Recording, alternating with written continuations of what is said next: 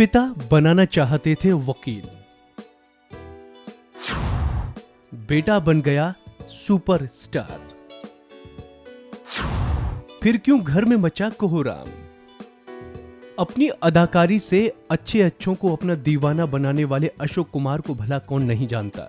बॉलीवुड नगरी में दादा मुनि के नाम से मशहूर अशोक कुमार के लिए दीवानगी के लिए ऐसा आलम था कि जब भी वो अपने घर से बाहर निकलते तो उनकी एक झलक पाने के लिए सड़क पर इतनी भीड़ जुट जाती कि पुलिस को काफी मशक्कत करनी पड़ती। अशोक कुमार भले ही एक सदाबहार अभिनेता रहे हों, लेकिन वो बॉलीवुड के पहले एक्टर थे जिन्हें हीरो बनने का मौका मिला था। ये तो शायद ही सबको पता होगा कि अशोक कुमार के दौर में एक्टर बनना आसान नहीं था, क्योंकि उन दिनों एक्टिंग को गंदा पेशा माना जाता था। अशोक कुमार बताते थे, उन दिनों कॉल गर्ल्स हीरोइनें बनती थीं और दलाल हीरो बनते थे। यहाँ तक कि जब अशोक कुमार के घर में ये पता चला कि वो एक्टर बन गए हैं तो ये सुनते ही उनके घर में कोहराम मच गया। यहाँ तक कि उनकी शादी भी टूट गई।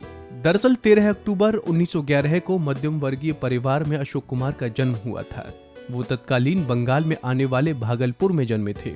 उनके पिता कुंजलाल गांगुली वकील थे और मां गौरी देवी एक धनी बंगाली परिवार से थीं।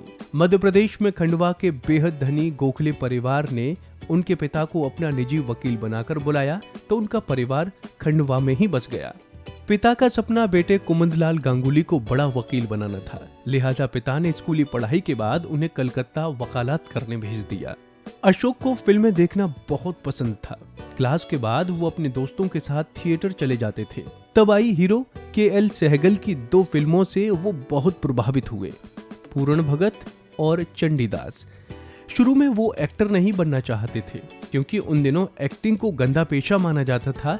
अशोक कुमार का कहना था कि उन दिनों कॉल गर्ल्स हीरोइनें बनती थीं और दलाल हीरो बनते थे। उनकी छोटी बहन के पति शशधर मुखर्जी हिमांशु राय की कंपनी बॉम्बे टॉकीज में साउंड इंजीनियर थे और प्रोडक्शन के अन्य विभागों से जुड़े थे। वो अशोक कुमार को हिमांशु के पास ले गए। हिमांशु ने उन्हें एक्टर बनने के लिए कहा, लेकिन अशोक ने मना कर दिया। उन्हें टेक्निकल डिपार्टमेंट में काम करना था। राय ने उन्हें कंपनी में रख लिया। अशोक बाद में डायरेक्शन में भी असिस्ट करने लगे। सब एक्टर्स को उनके सीन समझाते थे। अशोक कुमार के हीरो बनने की कहानी भी बेहद दिलचस्प है। दरअसल एक्ट्रेस देविका रानी के हीरो नजीमुल हुसैन सेट से भाग गए थे, जिस कारण बॉम्बे टॉकीज के हिमांशु राय बेहद परेशान हो गए थे। हिमांशु की नजर अशोक पर पड़ी और उन्होंने कहा, अब तुम ही देविका के हीरो हो। देविका रानी और अशोक कुमार की जोड़ी खूब हिट भी रही। पहली ही फिल्म में अशोक कुमार छा गए। आने वाले समय में उन्होंने फिल्मों में कैरेक्टर रोल से लेकर नेगेटिव किरदार तक निभाए। अछूत कन्या, बंधन, किस्मत, महल, हावड़ा ब्रिज, चलती का नाम गाड़ी, बंदनी, मिली और खूबसूरत जैसी ढेरों फिल्मों में अशोक कुमार के काम को काफी सराहा गया। कहा जाता है जब अशोक कुमार हीरो बने तो उनके घर खंडवा में कोहराम मच गया। उनकी तय शादी टूट गई। माँ का रो रो कर बुरा हाल हो गया था। पिता तुरंत ही नागपुर अपने कॉलेज के दोस्त रविशंकर शुक्ल से मिलने गए, जो उस वक्त मुख्यमंत्री थे, और उनसे बेटे को कोई नौकरी देने की बात कही।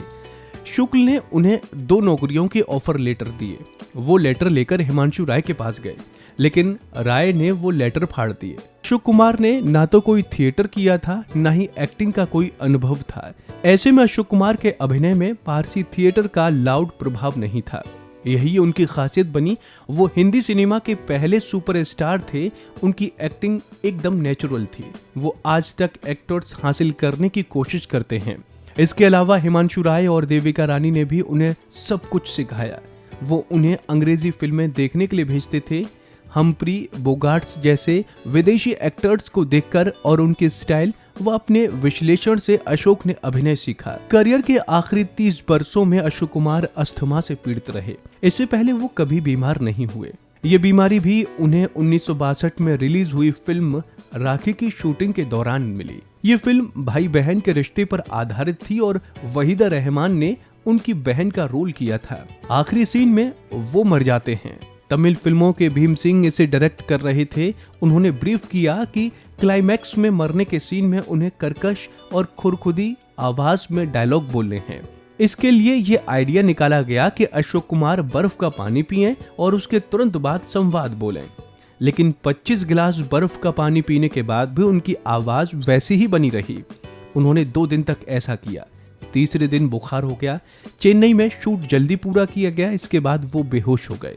अस्पताल ले जाया गया, जिसके बाद से अशोक कुमार को सांस की दिक्कत होने लगी। अस्थमा हो गया। अशोक कुमार का 2001 में 90 साल की उम्र में निधन हो गया। वो एक एक्टर ही नहीं, सिंगर और पेंटर भी थे। अशोक कुमार के छोटे भाई किशोर कुमार भी जाने माने सिंगर और म्यूजिक कंपोजर रहे। बताया जाता है कि अशोक कुमार के पास होम्योथेरेपी की भी डिग्री थी और काफी जानकारी थी। उन्होंने कई मरीजों को ठीक भी किया था।